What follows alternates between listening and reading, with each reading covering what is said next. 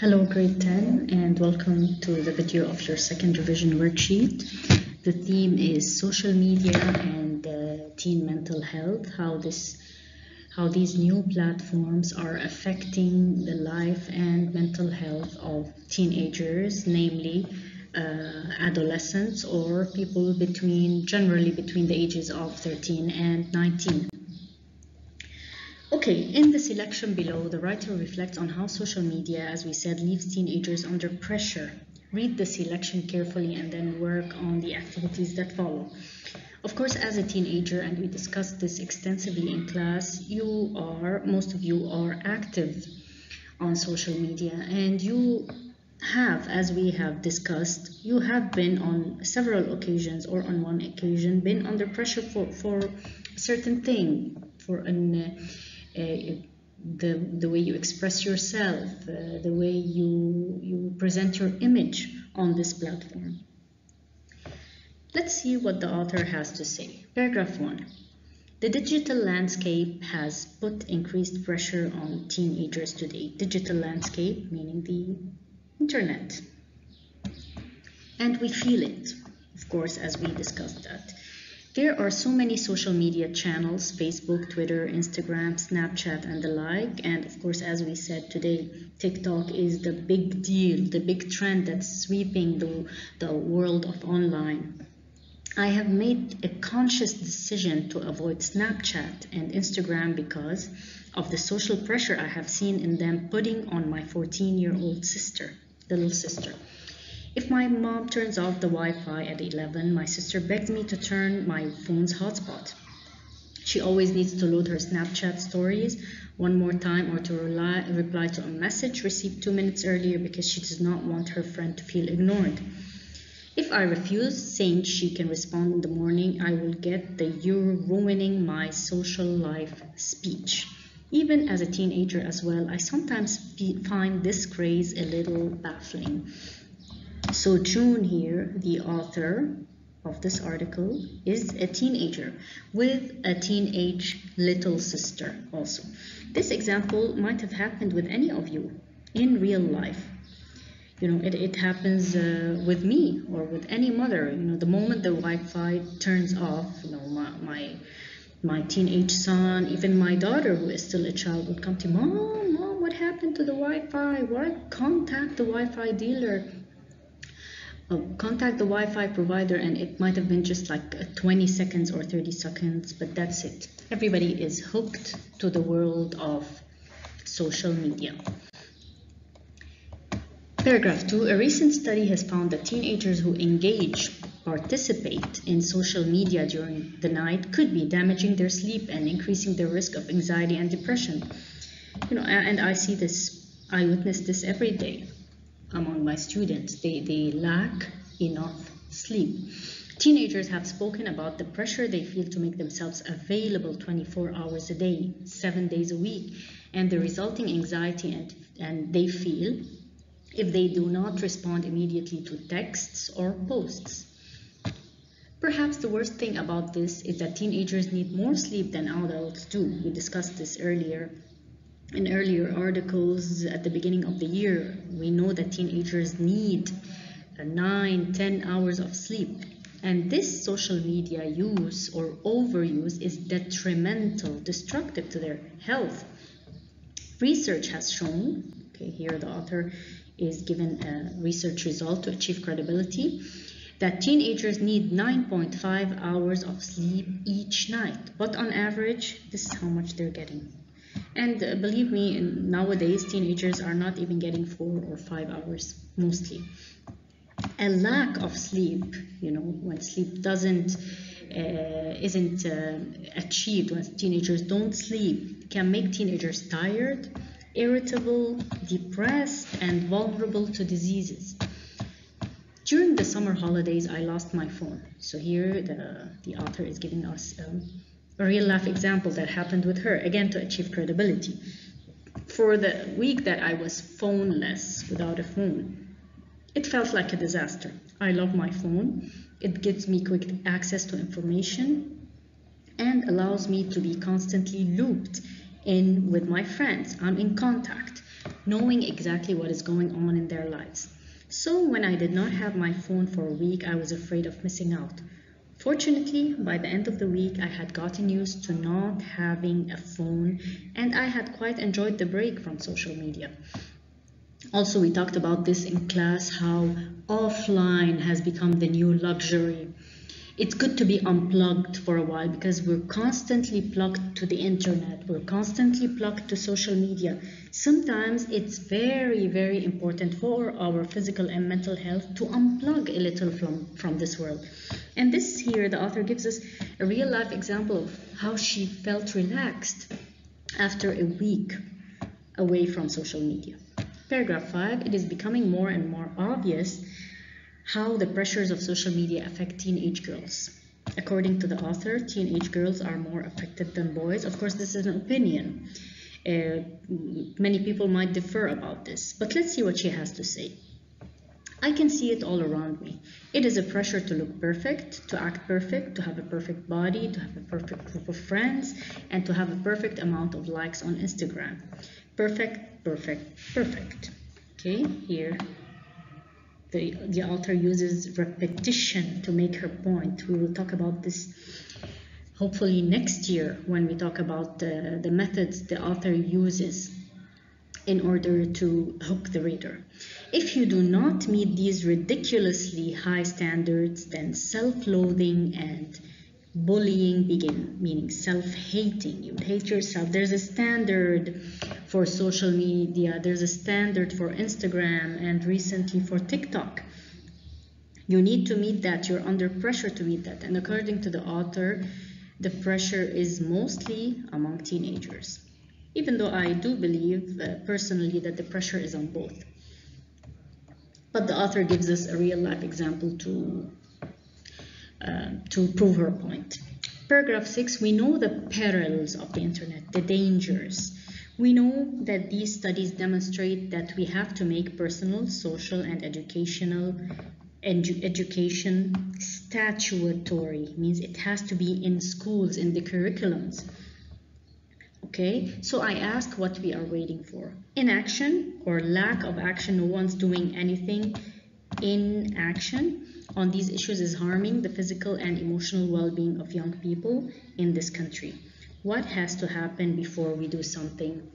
Okay, the author is asking a question which she wants us to think about. She leaves us with a final thought, and this is a good strategy in articles and in essays. Leave your reader with a final thought or a call for action. Let's move on to the comprehension questions. Complete sentences of your own, of course. Sometimes I will tell you the number of sentences. Sometimes I would say 1 to 4.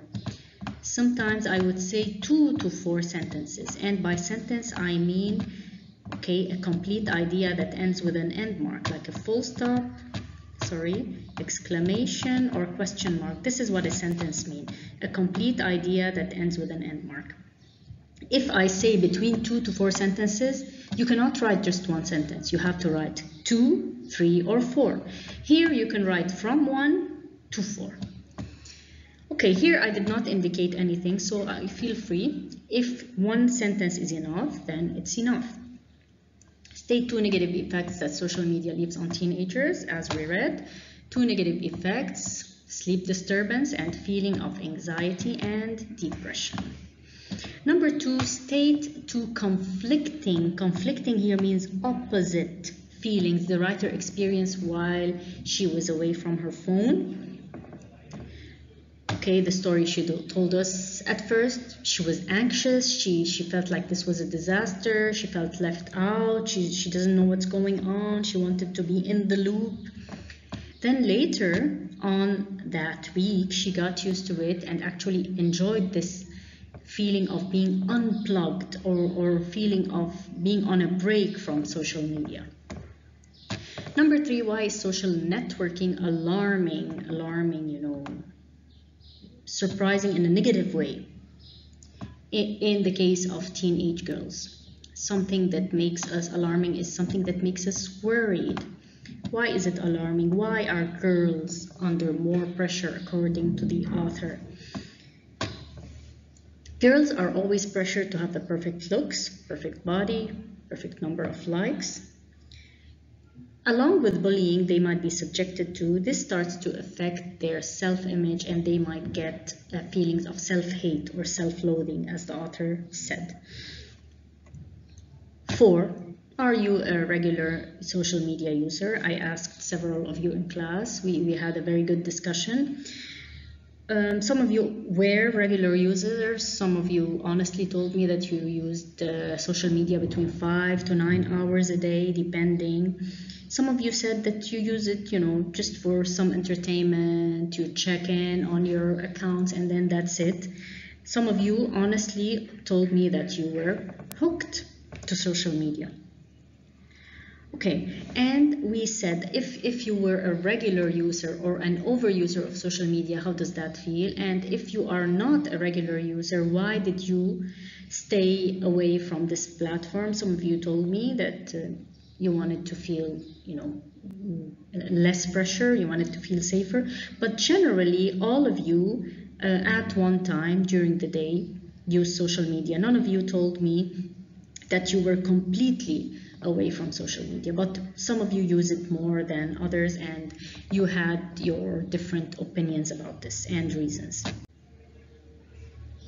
Okay, how does the author achieve credibility? Okay, the writer achieves credibility, authenticity, and objectivity by, first of all, using real-life examples, where she gives the example of her sister's social media addiction. She also uses research results where she talks about the average number of sleeping hours for teenagers, real numbers, okay? Again, you tell me that she uses a real-life example. Tell me what it is. You tell me that she uses numbers, real numbers. Tell me those numbers. And it's also important and helpful to tell me the paragraph number. Okay? Explain the significance of the title to the text. We talked about how the title, I re-explained to you, the title is a condensed summary of the main idea of the text. The title reflects the main idea of the text. That's why we write titles, to give the reader an idea of what they're going to read about. From the title, I need to know what I'm going to read about. Okay? So the title, this is how you answer it. Give me the title. The title, Social Media and Teenagers' Mental Health, is a condensed summary of the main idea of the article, which is about how overuse of social media is affecting the health of teenagers. Okay, so it's a condensed summary of the main idea of the article. Tell me what that main idea is. Don't stop here, please. Continue. It's a condensed summary of the main idea of the article, which is about how overuse of social media is affecting the health of teenagers. Here, this is optional, but I prefer that you write it. Those ideas are then fully elaborated in the body paragraphs. The chart. Okay, we talked about chart analysis. It's made of 3 parts: the topic sentence, the analysis itself, where you analyze and list the numbers, and the concluding sentence. This will be 0.5. If it's 2 points, this would be 0.5. The analysis part would be, if it's 2 points, yes, this would be 1, and this would be, the concluding sentence would be 0.5. The topic sentence, all you have to do is copy this. The bar graph, of course, don't say below, the bar graph shows the different social media usage among 12 to 17-year-olds in the US in 2017, 2014, and 2017. You get half the point. All you have to do is copy. That's your topic sentence. The analysis part here, you have to take a look at the numbers. Let's look. They listed the different social media platforms: YouTube, Facebook. This was, by the way, this was before TikTok, so I'm sure if TikTok were here, it would be over here, but it's not.